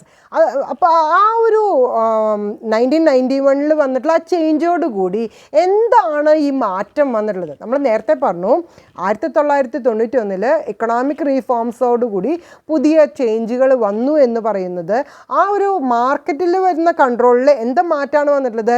Competition has been increase with the permission to start new private banks. പുതിയ തരത്തിലുള്ള private ബാങ്കുകളുടെ ഒരു incorporation, പുതിയ ബാങ്കുകൾ തുടങ്ങാനുള്ള ഒരു കോമ്പറ്റീഷനാണ് increase ചെയ്തിട്ടുള്ളത്. അപ്പോൾ വളരെയധികം പ്രൈവറ്റ് ബാങ്കുകൾ ഇപ്പോൾ ഇന്ത്യയിൽ ഇൻകോർപ്പറേറ്റ് ചെയ്ത് പ്രവർത്തനം വളരെ എസ്റ്റാബ്ലിഷ്ഡ് ആയിട്ടുള്ള രീതിയിൽ നടത്തുന്നുണ്ട്. അപ്പോൾ അതോടുകൂടി തന്നെ ഈ ന്യൂ പ്രൈവറ്റ് ബാങ്കുകൾ വരുമ്പോൾ ഒരു കോമ്പറ്റീഷൻ വന്നു. അതോടൊപ്പം തന്നെ പവർ, ഫ്ലെക്സിബിലിറ്റി എന്ന് പറയുന്നത് ആർക്ക് കൊടുത്തു? ബാങ്ക് മാനേജേഴ്സിന് കൊടുത്തു. എന്തിനുള്ള പവറാണ് കൊടുത്തിട്ടുള്ളത്? Both in directing credit and setting prices. Credit എന്ന് പറയുന്നത് ഡയറക്റ്റ് ചെയ്യാനും കൺട്രോൾ ചെയ്യാനും, അതുപോലെ തന്നെ അതിൻ്റെ പ്രൈസ് എന്ന് പറയുന്നത് സെറ്റ് ചെയ്യാനുള്ള അധികാരം ഈ ന്യൂ പ്രൈവറ്റ് സെക്ടർ ബാങ്കുകളിലുള്ള മാനേജേഴ്സിന് കൊടുത്തു എന്നുള്ളതാണ്. അതുകൊണ്ട് തന്നെ വളരെയധികം ക്യാപിറ്റൽ മാർക്കറ്റിനെ ഇത് പോസിറ്റീവായിട്ട് എഫക്റ്റ് ചെയ്തിട്ടുണ്ട് എന്നുള്ളതാണ്. The Reserve Bank of India, India's central bank, has moved to a model of governance by prudential norms rather from that of direct interference, even allowing debate about the appropriateness of specific regulations among banks. അപ്പോൾ മുമ്പുണ്ടായിരുന്ന reserve ബാങ്കിൻ്റെ ആ ഒരു guide lines അല്ലെങ്കിൽ direction എന്ന് പറയുന്നത് olden മെത്തേഡിൽ നിന്ന് ഒരു ന്യൂ മെത്തേഡിലേക്ക് അവർ മാറ്റാണ് ചെയ്തിട്ടുള്ളത്. അപ്പോൾ ഡയറക്റ്റ് ആയിട്ടുള്ള ഒരു ഇൻ്റർഫിയറൻസ് ആണ് മുമ്പ് റിസർവ് ബാങ്കിന് മറ്റുള്ള ഫിനാൻഷ്യൽ ഇൻസ്റ്റിറ്റ്യൂഷനിൽ ഉണ്ടായിരുന്നത്. അതിനെ മാറ്റിക്കൊണ്ട് എവിടേക്ക് മാറി? Moved to a model of governance. ഒരു മോഡൽ ഗവേണൻസിൻ്റെ ഒരു മോഡൽ എന്ന് പറയുന്നത്, അതായത് പ്രൂഡൻഷ്യൽ നോൺസ് വെച്ചുകൊണ്ട് റിസർവ് ബാങ്ക് ഒരു ഡയറക്റ്റ് ഇൻ്റർഫിയറൻസിന് പകരം അവരെന്ത് ചെയ്തു? ഒരു ഡിബേറ്റ് എന്ന് പറയുന്ന ഒരു ചാലഞ്ചിങ് അല്ലെങ്കിൽ ഒരു കോമ്പറ്റീഷൻ ആണ് ഇവിടെ നടപ്പിലാക്കിയിട്ടുള്ളത്. അപ്പോൾ ഡയറക്റ്റ് ആയിട്ടുള്ള ഇൻ്റർഫിയറൻസ് എന്ന് പറയുന്നത് റിസർവ് ബാങ്കിന് ഇല്ല. അതേസമയം അവരെന്താണ് ചെയ്യുന്നത്? Allowing A debate. ഒരു ഡിബേറ്റ് എന്ന് പറയുന്നത് ഒരു ഫ്രീഡം, എല്ലാ പ്രൈവറ്റ് ബാങ്കുകൾക്കും ഒരു ഫ്രീഡം ടു കോമ്പീറ്റ് അത് കൊടുത്തുകൊണ്ട് ഒരു ഡിബേറ്റ് നടത്തുക. അതെന്തിലൊക്കെ? സ്പെസിഫിക് ആയിട്ടുള്ള റെഗുലേഷൻസ്, ബാങ്കുകളിലുള്ള സ്പെസിഫിക് ആയിട്ടുള്ള റെഗുലേഷൻസിൽ ഒരു കോമ്പറ്റീഷൻ എന്ന് പറയുന്ന അല്ലെങ്കിൽ ഒരു ഡിബേറ്റ് എന്ന് പറയുന്നതാണ് റിസർവ് ബാങ്ക് അലൗ ചെയ്തിട്ടുള്ളത്. Along with these changes, market institutions have been strengthened by government actions attempting to produce greater transparency and liquidity into markets for government securities and other asset markets. അപ്പോൾ ഈ ഒരു മാറ്റത്തോടു കൂടി നമ്മുടെ capital മാർക്കറ്റിൽ അല്ലെങ്കിൽ financial മാർക്കറ്റിൽ വളരെയധികം മാറ്റം വന്നിട്ടുണ്ട്. അതായത് റിസർവ് ബാങ്കിൻ്റെ പോളിസി മാറ്റി അത് എന്തിനെ സ്ട്രെങ്തൻ ചെയ്തു? ഗവൺമെൻറ് ആയിട്ടുള്ള അല്ലെങ്കിൽ മാർക്കറ്റ് ഇൻസ്റ്റിറ്റ്യൂഷൻസിനെയും സ്ട്രെങ്തൻ ചെയ്തു. അത് ഗവൺമെൻറ് പോളിസീസ് അല്ലെങ്കിൽ ഗവൺമെൻറ് ആക്ഷൻസ് സ്ട്രെങ്തൻ ചെയ്തതോടൊപ്പം തന്നെ മാർക്കറ്റ് ഇൻസ്റ്റിറ്റ്യൂഷൻസിൽ വളരെയധികം ഒരു സ്ട്രെങ്ത്നെസ് കൊണ്ടുവരാനായിട്ട് സാധിച്ചിട്ടുണ്ട്. അതുപോലെ തന്നെ അവിടെ പ്രൊഡ്യൂസ് ചെയ്യാൻ സാധിച്ചിട്ടത് ട്രാൻസ്പെറൻസിയും അതുപോലെ തന്നെ ലിക്വിഡിറ്റിയാണ്. അപ്പോൾ നമ്മുടെ ക്യാപിറ്റൽ മാർക്കറ്റിലെ റിസർവ് ബാങ്ക് മാറ്റം, അവരുടെ ഗൈഡ് ലൈൻസ് അല്ലെങ്കിൽ അവരുടെ നോംസ് എന്ന് പറയുന്നത് മാറ്റം വരുത്തിയപ്പോൾ മാർക്കറ്റ് ഇൻസ്റ്റിറ്റ്യൂഷൻസ് എന്ന് പറയുന്നതിൽ ഒരു ഗവൺമെൻറ് ആക്ഷൻ എങ്ങനെ ചെയ്യപ്പെട്ടു? സ്ട്രെങ്തൻ ചെയ്യപ്പെട്ടു. അതോടൊപ്പം തന്നെ പ്രൊഡക്ടിവിറ്റി എന്ന് പറയുന്നത് ട്രാൻസ്പെറൻസിലും ലിക്വിഡിറ്റിയിലും എന്തിൽ? ക്യാപിറ്റൽ മാർക്കറ്റിൽ ഗവൺമെൻറ് സെക്യൂരിറ്റീസിൻ്റെ കേസ് ആണെങ്കിലും മറ്റുള്ള അസറ്റ് മാർക്കറ്റുകളായാലും വളരെയധികം സ്ട്രെങ്തൻ ചെയ്യാനും അതുപോലെ തന്നെ സൗണ്ടായിട്ട് ചെയ്യാനായിട്ട് സാധിച്ചിട്ടുണ്ട്. This market orientation of governance in banking has been accompanied by stronger disclosure norms and greater stress in periodic reserve bank surveillance. അപ്പോൾ ഇവിടെ മാർക്കറ്റ് ഓറിയൻറ്റേഷൻ കോർപ്പറേറ്റ് ഗവേണൻസ് എന്ന് പറയുന്നത് ബാങ്കിങ് ഇൻസ്റ്റിറ്റ്യൂഷനിൽ അപ്ലൈ ചെയ്തപ്പോൾ അവിടെ എന്താണ് മാറ്റം ഉണ്ടായിട്ടത്? Stronger the disclosure norms. എന്തൊക്കെ കാര്യങ്ങളാണ് ഡിസ്ക്ലോസ് ചെയ്യേണ്ടത് അതെന്ത് ചെയ്തു? സ്ട്രെങ്തൻ ചെയ്തു. അതോടൊപ്പം തന്നെ പീരിയോഡിക്കലായിട്ട് ഒരു റിസർവ് ബാങ്ക് സർവൈലൻസ് എന്ന് പറയുന്നതിൽ കൂടുതൽ സ്ട്രെസ്സാണ് ആര് കൊടുത്തിട്ടുള്ളത്? റിസർവ് ബാങ്ക് കൊടുത്തിട്ടുള്ളത്. From 1994, the Board for Financial Supervision, that is BFS, inspects and monitors banks using the CAMELS, that is capital adequacy, asset quality, management, earnings, liquidity and systems and controls approach. ഇപ്പോൾ reserve bank ചെയ്യുന്ന ഒരു approach എന്ന് പറയുന്നത് 1994 തുടങ്ങിയിട്ട് ചെയ്യുന്നത് BFS ആണ് ഇൻസ്പെക്ഷന് വരുന്നത്. BFS എന്ന് പറഞ്ഞാൽ ബോർഡ് ഫോർ ഫിനാൻഷ്യൽ സൂപ്പർവിഷൻ. അവർ ഇൻസ്പെക്ഷന് വന്നിട്ട് ഈ ബാങ്കിങ്ങിലുള്ള മോണിറ്ററിങ് എന്ന് പറയുന്നത് ഏതിലൊക്കെയാണ് ചെയ്യുന്നത്? CAMELS, അതായത് capital adequacy, asset quality, management, earnings, liquidity, system. ഈ CAMELS എന്ന് പറയുന്ന വേർഡുകൾ, അതായത് C എന്ന് പറഞ്ഞാൽ ക്യാപിറ്റൽ ആഡിക്വസി ആണ്, A എന്ന് പറഞ്ഞാൽ asset quality, M for management, E for earnings, L for liquidity and S for systems. ഇതിലാണ് അവരെന്ത് ചെയ്യുന്നത്? മോണിറ്ററിങ് എന്ന് പറയുന്നത്. അപ്പോൾ BFS വന്നിട്ട് ഈ പറയുന്ന CAMELS എന്ന് പറയുന്ന ഏരിയയിൽ മൊത്തമായിട്ട് മോണിറ്ററിങ് അപ്രോച്ചാണ് അവർ നടത്തിക്കൊണ്ടിരിക്കുന്നത്. So audit committees in banks have been stipulated since 1995. അതുകൊണ്ട് തന്നെ ഓഡിറ്റ് കമ്മിറ്റീസ് എന്ന് പറയുന്നത് 1995 ശേഷം ആ ഒരു പോളിസീസ് എന്ന് പറയുന്നത് എന്ത് ചെയ്യപ്പെട്ടു? സ്റ്റിപ്പുലേറ്റ് ചെയ്യപ്പെട്ടു. Greater independence of public sector banks has also been a key feature of the norms. അതോടൊപ്പം തന്നെ അഡീഷണൽ ആയിട്ട് എന്ത് ചെയ്തു? ഈ പബ്ലിക് സെക്ടർ ബാങ്കുകൾക്ക് ഗ്രേറ്റർ ഇൻഡിപെൻഡൻസ്, മറ്റുള്ളവരെ അല്ലെങ്കിൽ റിസർവ് ബാങ്കിനെ ഡിപ്പെൻഡ് ചെയ്യാതെ ഇൻഡിപെൻഡൻ്റ് ആയിട്ട് പ്രവർത്തിക്കാനുള്ള ഒരു ഫ്രീഡം ഫ്രീഡം ആർക്ക് കൊടുത്തിട്ടുണ്ട്? പബ്ലിക് സെക്ടർ ബാങ്കുകൾക്ക് കൊടുത്തിട്ടുണ്ട്. Nominee directors from government and the Reserve Bank are being gradually phased out with a stress on boards being elected rather than appointed from above. അപ്പോൾ നേരത്തെ reserve bank government ഓരോ ഡയറക്ടേഴ്സിനെ appoint ചെയ്യുന്ന ആ ഒരു ഫ്രേസിനേക്കാൾ മാറി, അത് മാറിയിട്ട് എന്ത് ചെയ്തു? ഒരു ബോർഡിനെ എലക്ട് ചെയ്യുക, അതല്ലാതെ അപ്പോയിൻറ്റ് ചെയ്യുക എന്ന് പറയുന്നതിനേക്കാൾ പകരമായിട്ട് ഇലക്ട് ചെയ്തുകൊണ്ട് ഒരു ബോർഡ് ഓഫ് ഡയറക്ടേഴ്സിനെ എടുക്കുക എന്ന് പറയുന്നതാണ്. അവിടെ ഗവൺമെൻറ്റിൻ്റെ ഒരു ഡയറക്ടർ അല്ലെങ്കിൽ റിസർവ് ബാങ്കിൻ്റെ ഡയറക്ടർ അത് ഗ്രാജുവലായിട്ട് എന്ത് ചെയ്തു? എലിമിനേറ്റ് ചെയ്ത് പോവുകയാണ് ചെയ്തിട്ടുള്ളത്. There is increasing emphasis on greater professional representation on bank boards with the expectation that the boards will have the authority and competence to properly manage the banks with broad norms set by the Reserve Bank of India. അപ്പോൾ ഇങ്ങനെ reserve bank ആ controlling എന്ന് പറയുന്നത് കുറച്ച് കൂടുതൽ power ആർക്ക് കൊടുക്കുകയാണ്? Board of ഡയറക്ടേഴ്സിന് കൊടുക്കുമ്പോൾ ആ ബോർഡ് ഓഫ് ഡയറക്ടേഴ്സ് എങ്ങനെയുള്ളതായിരിക്കണം? പ്രൊഫഷണലി ക്വാളിഫൈഡ് ആയിട്ടുള്ള പേഴ്സൺസ് ആയിരിക്കണം. അപ്പോൾ ഒരു പ്രൊഫഷണൽ റെപ്രസെൻറ്റേഷനാണ് ഈ ബോർഡിൽ, ബാങ്കിൻ്റെ ബോർഡിൽ ആര് വരുത്തിയിട്ടുള്ളത്? Reserve bank വരുത്തിയിട്ടുള്ളത്. അങ്ങനെ വരുമ്പോൾ, അതായത് ഒരു ബോർഡ് ഓഫ് ഡയറക്ടേഴ്സ് എന്ന് പറയുന്നതിൽ പ്രൊഫഷണൽ റെപ്രസെൻറ്റേഷൻ ഉണ്ട് എന്നുണ്ടെങ്കിൽ അവിടെ നിന്ന് നമുക്ക് എന്ത് എക്സ്പെക്റ്റ് ചെയ്യാനായിട്ട് സാധിക്കും? കൂടുതലായിട്ടുള്ള ഒരു അതോറിറ്റി, അതുപോലെ തന്നെ കൂടുതലായിട്ടൊരു കോമ്പിറ്റൻസ് എന്ന് പറയുന്നത് റെഗുലറായിട്ടുള്ള മാനേജ്മെൻറ്റ് അഫയേഴ്സിൽ, അതുപോലെ തന്നെ ബോർഡിൻ്റെ നോംസിൽ ബ്രോഡായിട്ടുള്ള ഒരു സ്ട്രാറ്റജി കൊണ്ടുവരാനായിട്ട് ആർക്ക് സാധിക്കും? റിസർവ് ബാങ്കിന് സാധിക്കും. അപ്പോൾ റിസർവ് ബാങ്ക് അവരുടെ മേലുണ്ടായിരുന്ന ഒരു പവർ അല്ലെങ്കിൽ അതോറിറ്റി, റെസ്പോൺസിബിലിറ്റി എന്ന് പറയുന്നത് ആർക്ക് അസൈൻ ചെയ്ത് കൊടുത്തു? കൂടുതലായിട്ട് ബോർഡ് ഓഫ് ഡയറക്ടേഴ്സിന് അസൈൻ ചെയ്ത് കൊടുത്തു. അതോടൊപ്പം തന്നെ ബോർഡ് ഓഫ് ഡയറക്ടേഴ്സ് എന്ന് പറയുന്നത് അവിടെ കൂടുതലായിട്ട് എന്തിനാണ് ഇമ്പോർട്ടൻസ് കൊടുത്തത്? പ്രൊഫഷണൽ റെപ്രസെൻറ്റേഷന് ഇമ്പോർട്ടൻസ് കൊടുത്തിട്ടുണ്ട്.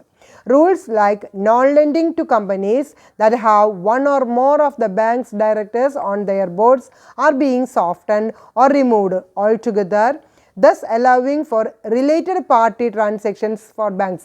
ബാങ്കുകളിൽ കൂടുതലായിട്ട് റിലേറ്റഡ് പാർട്ടി ട്രാൻസാക്ഷൻസിന് ഒരു എൻകറേജിങ് വരാണ്. അതായത് നോൺ ലെൻഡിങ് ടു കമ്പനീസ് എന്ന് പറയുന്നതിന് ഒരു പരിധി വരെ one or more of the banks directors on their boards are being softened, അത് കമ്പാരിറ്റീവ്ലി കുറച്ചു അല്ലെങ്കിൽ അത് റിമൂവ് ചെയ്തുകൊണ്ട് അവിടെ എന്താണ് അലൗ ചെയ്തിട്ടുള്ളത്? റിലേറ്റഡ് പാർട്ടി ട്രാൻസാക്ഷൻസിന് കൂടുതൽ മോട്ടിവേഷൻ ആണ് ഇവിടെ കൊടുത്തിട്ടുള്ളത്.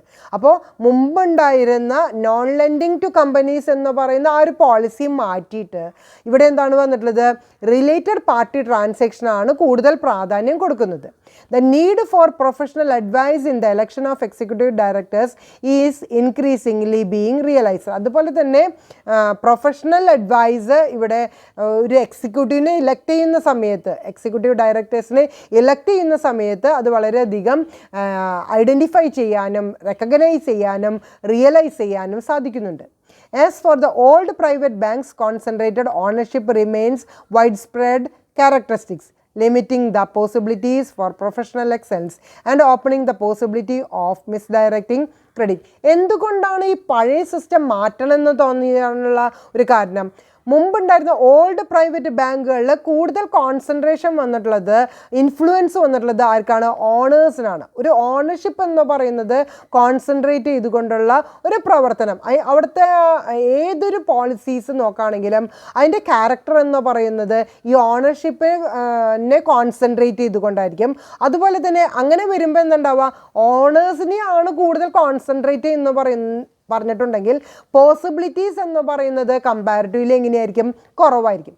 അതുകൊണ്ട് തന്നെ ഒരു പ്രൊഫഷണൽ റെപ്രസെൻറ്റേഷൻ എന്ന് പറയുന്നത് വളരെ കുറച്ച് മാത്രമേ അവിടെ ഇംപ്ലിമെൻ്റ് ചെയ്യാനായിട്ട് സാധിക്കുള്ളൂ. അപ്പോൾ ഒരു പോസിബിലിറ്റി എന്ന് പറയുന്നത്, ഉയർച്ചയിലേക്കുള്ള ഒരു വളർച്ച എന്ന് പറയുന്നത് കമ്പാരിറ്റീവ്ലി കുറവായിരിക്കും.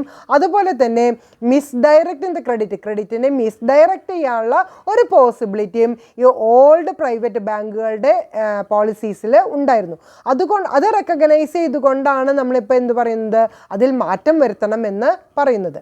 Corporate governance in cooperative banks and non-bank financial companies perhaps needs the greatest attention from regulators. അതുകൊണ്ട് തന്നെ കൂടുതലായിട്ട് ഈ റെഗുലേറ്റേഴ്സിൻ്റെ ഒരു അറ്റൻഷൻ ഇവിടെ ആവശ്യമുണ്ട്. അതായത് കോർപ്പറേറ്റ് ഗവേണൻസ് എന്ന് പറയുന്നത് ഇഫക്റ്റീവായിട്ട് എഫിഷ്യൻ്റായിട്ട് കോപ്പറേറ്റീവ് ബാങ്കുകളിൽ അതുപോലെ തന്നെ നോൺ ബാങ്കിങ് ഫിനാൻഷ്യൽ കമ്പനീസിൽ ചെയ്യണമെന്നുണ്ടെങ്കിൽ അവിടെ എന്ത് റിക്വയർഡ് ആണ്?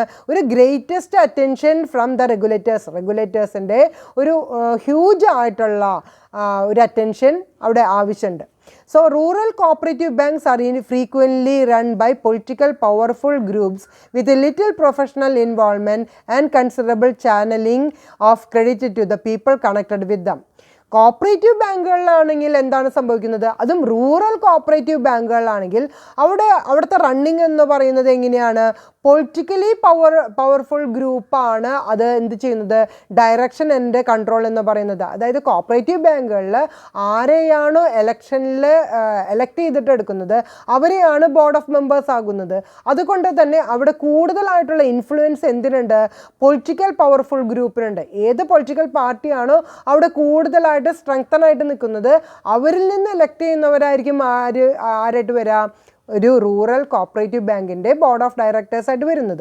അതുകൊണ്ട് തന്നെ അവിടെ പ്രൊഫഷണൽ എന്ന് പറയുന്ന റെപ്രസെൻറ്റേഷൻ കമ്പാരിറ്റീവ്ലി എങ്ങനെയായിരിക്കും? കുറവായിരിക്കും. അതുപോലെ തന്നെ ചാനലിംഗ് എന്ന് പറയുന്നത്, ക്രെഡിറ്റിൻ്റെ ചാനലിംഗ് എന്ന് പറയുന്നത് ആ ബോർഡ് ഓഫ് ഡയറക്ടേഴ്സിനോട് റിലേറ്റഡ് ആയിട്ടുള്ള അല്ലെങ്കിൽ പൊളിറ്റിക്കൽ അനുയായികൾക്കായിരിക്കും അവിടെ കൂടുതലായിട്ട് അവിടെ ഇമ്പോർട്ടൻസ് കൊടുക്കുക. It is generally believed that the new private banks have better and more professional corporate governance systems in place. അതുകൊണ്ട് തന്നെ പുതിയതായിട്ട് ഇൻകോർപ്പറേറ്റ് ചെയ്തിട്ടുള്ള ന്യൂ പ്രൈവറ്റ് ബാങ്കുകളുടെ പ്രവർത്തനങ്ങൾ എന്ന് പറയുന്നത് വളരെ ബെറ്ററാണ്. അതായത് അവിടെ കൂടുതലായിട്ടുള്ള റെപ്രസെൻറ്റേഷൻ എന്ന് പറയുന്നത് എങ്ങനെയാണ്? പ്രൊഫഷണൽ റെപ്രസെൻറ്റേഷൻ അവിടെ വളരെ കൂടുതലായിട്ട് അല്ലെങ്കിൽ ഒരു പ്രൈമറി റോള് തന്നെ അവിടെ പ്ലേ ചെയ്യുന്നുണ്ട്. It is noteworthy that India has one of the best banking sectors in Asia in terms of the ratio of non performing assets. അപ്പോൾ നോൺ പെർഫോമിംഗ് അസറ്റ്സിൻ്റെ ഒരു ഇതിൽ നോക്കുകയാണെങ്കിൽ ഏറ്റവും ഫസ്റ്റ് റാങ്ക് എന്ന് പറയുന്നത് ആർക്കാണ്? നമ്മുടെ ഏഷ്യയിൽ മൊത്തമായിട്ട് നോക്കുകയാണെങ്കിൽ ഇന്ത്യക്ക് തന്നെയാണ് ഫസ്റ്റ് പ്ലേസ് വരുന്നത്. It is noteworthy that India has one of the best banking sectors in Asia. ഏഷ്യയിലെ ബെസ്റ്റ് ബാങ്കിങ് സെക്ടർ എന്ന് പറയുന്നത് ഇന്ത്യക്ക് തന്നെയാണ് വരുന്നത്. ഏതിൽ? In the terms of the ratio of non performing assets.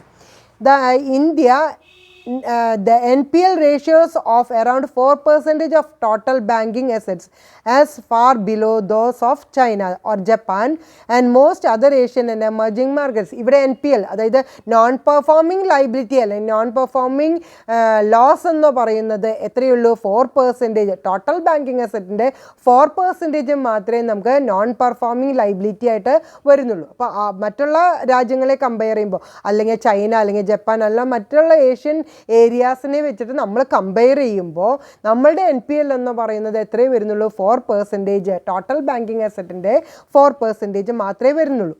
Good corporate governance standards include. അപ്പോൾ നമുക്ക് ഈ ബാങ്ക് എന്ന് പറയുമ്പോഴും അതുപോലെ തന്നെ പബ്ലിക് സെക്ടർ അണ്ടർടേക്കിംഗ് PSUs എന്ന് പറയുമ്പോഴും ഒരു ഗുഡ് ഗവേണൻസ് എന്ന് പറയുമ്പോൾ എന്തൊക്കെ ക്വാളിറ്റീസാണ് അവിടെ ഉണ്ടായിരിക്കേണ്ടത്? നമ്മൾ മുമ്പ് good qualities of the good governance എന്ന് പറയുന്നത് നമ്മൾ പഠിച്ചിട്ടുള്ളതാണ്. ഇവിടെ PSUവിൻ്റെയും അതുപോലെ തന്നെ ബാങ്കിൻ്റെ ബേസിസിൽ എന്തൊക്കെയാണ് ഗുഡ് ഗവേണൻസ് എന്ന് പറയുമ്പോൾ നമ്മൾ ആ സ്റ്റാൻഡർഡൈസ് ചെയ്യുന്ന സമയത്ത് അല്ലെങ്കിൽ ഇവാലുവേറ്റ് ചെയ്യുമ്പോൾ എന്തൊക്കെയാണ് നമ്മൾ നോക്കുന്നത്? Establishing standards of conduct and ethical behavior for directors, senior management and other employees. അവിടുത്തെ ഡയറക്ടേഴ്സ് അതുപോലെ തന്നെ സീനിയർ മാനേജ്മെൻറ്റ് മറ്റുള്ള എംപ്ലോയീസ് എങ്ങനെയായിരിക്കണം? കോഡ് ഓഫ് കണ്ടക്ട് എന്ന് പറയുന്നതും എത്തിക്കൽ ബിഹേവിയർ എന്ന് പറയുന്നത് സ്റ്റാൻഡേർഡിനേക്കാൾ കൂടുതലായിട്ട് അവർ കംപ്ലൈ ചെയ്തിരിക്കണം. Conducting proper regular checks to get acceptable and satisfactory assurance that the bank has an effective corporate governance mechanism in place for ensuring observance to these predetermined standards. മുൻകൂട്ടി നിശ്ചയിച്ചിട്ടുള്ള സ്റ്റാൻഡേർഡ്സിനേക്കാൾ കൂടുതലായിട്ട് ആ കോർപ്പറേറ്റ് ഗവേണൻസ് മെക്കാനിസം എന്ന് പറയുന്നത് ഇഫക്റ്റീവായിട്ട് അല്ലെങ്കിൽ ആക്സെപ്റ്റബിളായിട്ട് satisfactory ആയിട്ട് ഒരു assurance അവർക്ക് റിഫ്ലക്റ്റ് ചെയ്യുന്ന വിധത്തിലുള്ള ഒരു പ്രവർത്തനം കാഴ്ചവെക്കാനായിട്ട് സാധിക്കണം. അതായത് അതിൻ്റെ കോഡ് ഓഫ് കണ്ടക്റ്റ് എന്ന് പറയുന്നത് പ്രോപ്പറായിട്ട് റെഗുലറായിട്ട് ചെക്ക് ചെയ്യുകയും അതിൻ്റെ ആക്സെപ്റ്റബിലിറ്റി എന്ന് പറയുന്നതും സാറ്റിസ്ഫാക്ടറി അഷ്വറൻസ് ലെവൽ എന്ന് പറയുന്നതും വളരെയധികം ഉയരത്തിൽ അവർക്ക് കാണിക്കാനായിട്ട് സാധിക്കണം. എങ്ങനെയാണെങ്കിൽ ഒരു കോർപ്പറേറ്റ് ഗവേണൻസ് മെക്കാനിസം മെക്കാനിസം എന്ന് പറയുന്നത് അവിടെ എൻഷുർ ചെയ്യാനും അതുപോലെ തന്നെ അവരുടെ പ്രീ ഡിറ്റർമിൻഡ് സ്റ്റാൻഡേർഡ്സിനേക്കാൾ കൂടുതലായിട്ട് പെർഫോമൻസ് അവർക്ക് കാഴ്ചവെക്കാനായിട്ട് സാധിക്കണം. തേർഡ് പോയിന്റ് ആയിട്ട് പറയുന്നത് setting up the responsibilities and also accountability requirements of the board. ബോർഡിൻ്റെ റെസ്പോൺസിബിലിറ്റീസും അക്കൗണ്ടബിലിറ്റിയും സ്പെസിഫൈ ചെയ്തിട്ട് തന്നെ സെറ്റ് ചെയ്തിരിക്കണം.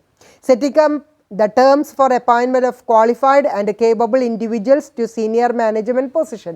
Senior management പൊസിഷൻസിലേക്ക് ആരെയാണോ അപ്പോയിൻ്റ് ചെയ്യേണ്ടത് അവരുടെ അപ്പോയിൻമെൻറ്റിൽ വരുന്ന ക്വാളിഫിക്കേഷൻ എന്ന് പറയുന്നതും കേപ്പബിലിറ്റീസ് എന്ന് പറയുന്നതും സെറ്റ് ചെയ്തിരിക്കണം. Conducting checks on a regular basis to evaluate the effectiveness and of senior management in managing the operations of the bank. ഒരു ബാങ്കിൻ്റെ റെഗുലറായിട്ടുള്ള ഓപ്പറേഷൻസ് അവരുടെ ട്രാൻസാക്ഷൻസ് ആക്ടിവിറ്റീസ് എന്ന് പറയുന്നതിൽ റെഗുലറായിട്ടുള്ള ഒരു ചെക്കിങ് നടത്തിയിരിക്കണം. അതുപോലെ തന്നെ അതിൻ്റെ ഇഫക്റ്റീവ്നെസ് സീനിയർ മാനേജ്മെൻറ്റ് ആ റൂൾസ് ആൻഡ് റെഗുലേഷൻസ് എങ്ങനെയാണോ കംപ്ലൈ ചെയ്യുന്നത് അതിൻ്റെ ഇഫക്റ്റീവ്നെസ് എന്ന് പറയുന്നത് റെഗുലറായിട്ട് തന്നെ ഇവാലുവേറ്റ് ചെയ്തിരിക്കണം. Supervising strategic management and oversee risk management by establishing appropriate procedures for managing risk. Risk manage ചെയ്യാനുള്ള ഒരു പ്രൊസീജിയേഴ്സ് അത് എന്തിലൊക്കെ വരുത്തിയിരിക്കണം? സ്ട്രാറ്റജിക് മാനേജ്മെൻറ്റിൻ്റെ കേസിലും റിസ്ക് മാനേജ്മെൻറ്റിൻ്റെ കേസിലും ഒരു സൂപ്പർവിഷനും മുൻകൂട്ടി ഓവർസീയിങ് മുൻകൂട്ടി കാണാനും അത് പ്രെഡിക്റ്റ് ചെയ്യാനും കഴിയത്തക്ക വിധത്തിലുള്ള ഒരു പ്രൊസീജിയറാണ് അവിടെ കീപ്പ് ചെയ്യേണ്ടത്. അപ്പോൾ ഒരു good governance in PSUs and bank എന്ന് പറയുമ്പോൾ എന്തൊക്കെയാണ് നടപ്പിലാക്കേണ്ടത്? അവിടെ ഇഫക്റ്റീവായിട്ടുള്ള സ്റ്റാൻഡേർഡ്സ് കോഡ് ഓഫ് കണ്ടക്റ്റിലും അതുപോലെ തന്നെ എത്തിക്കൽ ബിഹേവിയറിലും ഡയറക്ടേഴ്സിൻ്റെ കേസിലായാലും സീനിയർ മാനേജ്മെൻറ്റിൻ്റെ ആയാലും മറ്റുള്ള എംപ്ലോയീസിൻ്റെ കേസിലായാലും സ്റ്റാൻഡേർഡ്സ് കീപ്പ് ചെയ്തിരിക്കണം, അത് കംപ്ലൈ ചെയ്തിരിക്കണം. അതുപോലെ തന്നെ റെഗുലറായിട്ടുള്ള അവരുടെ പ്രവർത്തനങ്ങൾ സാറ്റിസ്ഫാക്ടറി ആണോ അക്സെപ്റ്റബിൾ ആണോ എന്നുള്ളത് ഗവേണൻസ് മെക്കാനിസം ഉപയോഗിച്ചുകൊണ്ട് സൂപ്പർവൈസ് ചെയ്തിരിക്കണം. വീണ്ടും സ്പെഷ്യലായിട്ടുള്ള ടേംസ് ആൻഡ് കണ്ടീഷൻസ് എന്ന് പറയുന്നത് സെറ്റ് ചെയ്യേണ്ടത് responsibilities and accountability of the directors. രണ്ടാമത്തെ കേസിൽ qualification and the capability of the individuals to be appointed as a senior management. Next നമ്മൾ എടുക്കേണ്ടത് റെഗുലറായിട്ട് ചെക്കിങ് വേണ്ടത് ഇവാലുവേഷൻ ഓഫ് ദ ഇഫക്റ്റീവ്നെസ്. ഓരോ ഒരു സീനിയർ മാനേജ്മെൻറ്റിൻ്റെ മാനേജിങ് ചെയ്യുന്നതിലും അതുപോലെ തന്നെ അതിൻ്റെ ഇഫക്റ്റീവ്നെസ്സും റെഗുലറായിട്ട് ഇവാലുവേറ്റ് ചെയ്യുകയും അതുപോലെ തന്നെ സ്ട്രാറ്റജിക് മാനേജ്മെൻ്റ് ആയാലും റിസ്ക് മാനേജ്മെൻ്റ് ആയാലും അതിലെ സൂപ്പർവിഷനും അതുപോലെ തന്നെ മുൻകൂട്ടി കാണാനുള്ള ഒരു ഇഫക്റ്റീവായിട്ടുള്ള മെത്തേഡ്സ് റിസ്ക് മാനേജ് ചെയ്യാനുള്ള ഒരു പ്രൊസീജിയർ ഉണ്ടാകുകയാണെങ്കിൽ ഇത്രയും പറഞ്ഞ ഒരു 6 ഫാക്ടേഴ്സാണ് 6 എലമെൻറ്റ്സ് ആണ് നമ്മൾ പറഞ്ഞിട്ടുണ്ടായിരുന്നത്. അത് ഫോളോ ചെയ്തിട്ടുള്ള ഒരു ബാങ്ക് ആണെങ്കിൽ അത് നമുക്ക് എന്തായിട്ട് പറയാം? ഗുഡ് ഗവേണൻസ് എന്ന് പറയാം. അപ്പോൾ ഇന്നത്തെ ക്ലാസ്സിൽ ഞാൻ ഒരേ ഒരു ടോപ്പിക്കാണ് ഡിസ്കസ് ചെയ്തിട്ടുള്ളത്, corporate governance in PSUs and bank എന്ന് പറയുന്നത്. എല്ലാ സ്റ്റുഡൻസിനും ക്ലിയർ ആയിട്ടുണ്ടാവും എന്ന് വിചാരിക്കുന്നു. ഇന്നത്തെ ഹോംവർക്ക് പറഞ്ഞിട്ട് ഇന്നത്തെ ക്ലാസ് ഞാൻ വൈൻഡ് അപ്പ് ചെയ്യാം. പേജ് നമ്പർ 109 54ാമത്തെ റെഫറൻസ് ആണ് ഇന്നത്തെ ക്ലാസ്സിൽ നിങ്ങൾ ചെയ്യേണ്ടത്. അപ്പോൾ ആ റെഫറൻസ് എന്ന് പറയുന്നത് സുന്ദരം മേക്കെ ആൻഡ് ഇങ്പെൻ AC ഒരു കോർപ്പറേറ്റ് ഒബ്ജക്റ്റീവ്സ് എന്ന് പറയുന്നത് റീവിസിറ്റഡ് ആണ്. ഓർഗനൈസേഷൻ സയൻസിനെ കുറിച്ചിട്ടാണ് അവിടെ സ്റ്റഡി നടത്തിയിട്ടുള്ളത്. അപ്പോൾ സുന്ദരം മേക്കയുടെയും അതുപോലെ തന്നെ ഇൻപെൻ AC കോർപ്പറേറ്റ് ഒബ്ജക്റ്റീവ്സ് എന്ന് പറയുന്നത് എങ്ങനെയാണ് റീവിസിറ്റ് ചെയ്യുന്നത് അതിനെക്കുറിച്ചിട്ടുള്ള ഒരു സ്റ്റഡി നിങ്ങളത് ഗൂഗിളിൽ ഒന്ന് സെർച്ച് ചെയ്യുകയും അതോടൊപ്പം തന്നെ അതിൻ്റെ റിവ്യൂ എഴുതുകയും വേണം. ഓക്കെ, അപ്പോൾ എന്തെങ്കിലും ഡൗട്ട് ഉണ്ടെങ്കിൽ ചോദിക്കുക, മനസ്സിലാക്കുക, ക്ലാരിഫൈ ചെയ്യുക, സിസ്റ്റമാറ്റിക് ആയിട്ട് പഠിക്കാൻ നോക്കുക. Okay, thank you very much. Have A nice day.